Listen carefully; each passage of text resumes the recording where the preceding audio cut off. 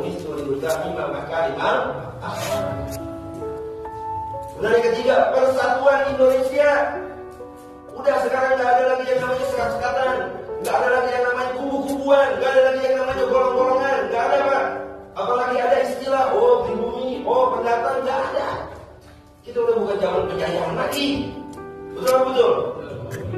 Ya, pribumi, ini pendatang, pribumi, pendatang, seolah-olah menjadi sekat pembatas di antara kita.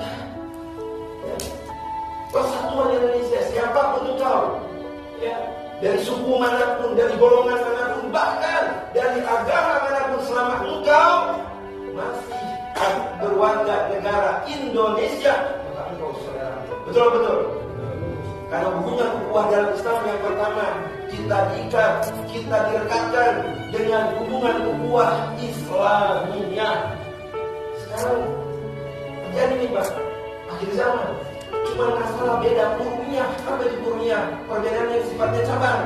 Jadi kalau dalam Islam itu ada usuluddin, ada furu'uddin. Ini dipermasalahkan nih, masalah furu'uddin. Berbeda dalam masalah furu' itu menjadi perselisihan, menjadi gontok-gontokan.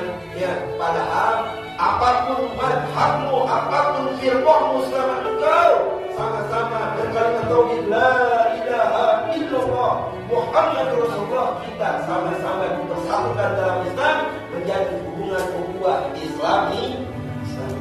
Ayo bersatu kita. Masalah buruh nggak usah dijadi perdebatan, ya. Masalah buruh nggak usah dijadikan perdebatan. Masing-masing aja dengan pendapatnya kita masing-masing. Yang penting kita punya sumber referensi rujukan di dalam kita memahami dalil agama. Itu betul. Kepada yang berbeda keyakinan agamanya, Kristen, Hindu, Buddha, terus apa lagi? Agama orang Cina aja, Konghucu, ya. Agama orang Cina, Konghucu udah di ya, udah kan ya, udah diresmikan kan sebagai agama yang sah di negeri kita kan ya Pak, ya.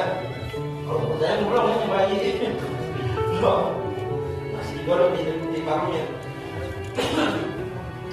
Jadi siapapun agamamu, apapun agamamu, kita dipersatukan dalam hubungan ukhuwah watoniyah. Artinya apa? Hubungan saudara sesama bangsa dan negara.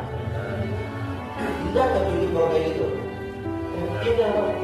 Kemudian yang kedua basyariah, yang ketiga basyariah, ukhuwah basyariah, ukhuwah khuluqiyah, ukhuwah insaniyah. Kalau saya dibaru satu-satu nggak akan kelar sehari.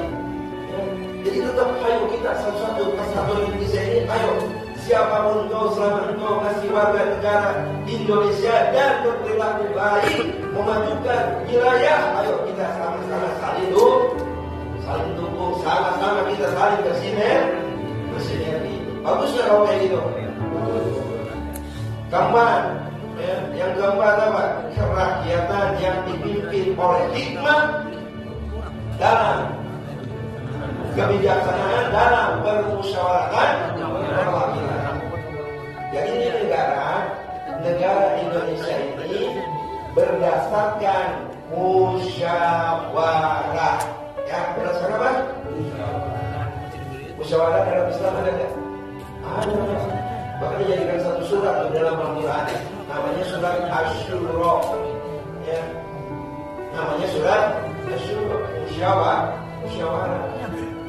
Tapi gimana Ustaz, negara kita mengadopsi sistem demokrasi. Bagaimana demokrasi dalam Islam? Demokrasi itu dalam Islam terbagi menjadi dua. Ada demokrasi yang sifatnya positif, ada demokrasi yang sifatnya negatif. Terus bagaimana untuk memisahkan, membedakan antara demokrasi ini? Udah, yang jadi patokan dasarnya wajib demokrasi itu nurut kepada Pancasila. Beda gini kalau demokrasi ini, ya beda gini. Misal contoh kita rapat nih, rapat nih ceritanya nih, ya rapat. Pasti yang diambil suara terbanyak. Ya betul. Kan demokrasi begitu ya, ya kan? Yang diambil suara terbanyak. Ya, andai kata suara terbanyak itu keputusannya keluar menyimpang daripada syariat, maka itu jadi batu. Ya, jadi itu keputusan daripada demokrasi itu tadi. Jadi misalkan contoh di negeri, di lingkungan RT dah, lingkungan RT begini misalkan, RT ini dipanggil. Sudah kita voting, misalkan voting terus sudah gitu demokrasi nih, suara terbanyak. Ini di kampung kita nih, di RT kita ada seorang pengusaha mau menanam modal lah, yang mana ntar ya keuntungannya buat warga sekitar. Tapi usahanya apa? Miras dan juga pelacuran. Kira-kira ini nerima nggak? Gitu kan? Itu warga kan banyak tuh. Kepalanya berbeda, pemahamannya berbeda. Oh bagus itu. Satu apa? Buat penghasilan ntar buat di sini. Kedua apa? Ini ntar bakal warga kita ada yang bisa kerja di situ. Ya bagus sudah. Kalau sama buah agama, sekularisme itu tadi masuk ya. Sekularisme masuk. Yang setuju akan hal tersebut ada 10 orang, yang kagak setuju 3. Kira-kira yang mana? Yang 10. Akhirnya itu tadi diresmikan tuh di suatu wilayah karena sistemnya demokrasi. Kalau musyawarah nggak gitu.